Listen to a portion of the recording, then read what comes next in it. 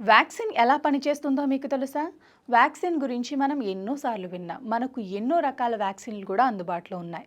వీటిని ఇంజెక్షన్ ద్వారా మనకు ఇస్తారు. ఇవి తీసుకోవటం వల్ల పలు వ్యాధులు రాకుండా మనల్ని మనం కాపాడుకోవచ్చు. వ్యాధులను నిరోధించడానికి వ్యాక్సిన్ ఎలా ఉపయోగపడుతుందో ఇప్పుడు తెలుసుకుందాం. మన శరీరంలోకి ఏదైనా వైరస్ ఎంట్రీ ఇచ్చినప్పుడు శరీరంలో ఉన్న యాంటీబాడీస్ వైరస్ విదేశీయుడిగా చూస్తుంది. దీంతో అది వైరస్ మీద దాడి చేస్తుంది.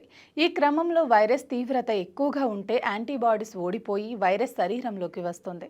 ఇది ఎందుకు జరుగుతుందంటే యాంటీబాడీస్కి వైరస్తో ఎలా ఫైట్ చేయాలో అనుభవం ఉండదు కాబట్టి. ఆ అనుభవాన్ని వ్యాక్సిన్ ఇస్తుంది. వ్యాక్సిన్ ద్వారా వైరస్ యాంటీబాడీస్ తక్కువ మోతాదులో శరీరంలోకి పంపుతారు. తక్కువ శాతం ఉండటం వల్ల యాంటీబాడీస్ సులువుగా వైరస్ని అరికట్టగలదు.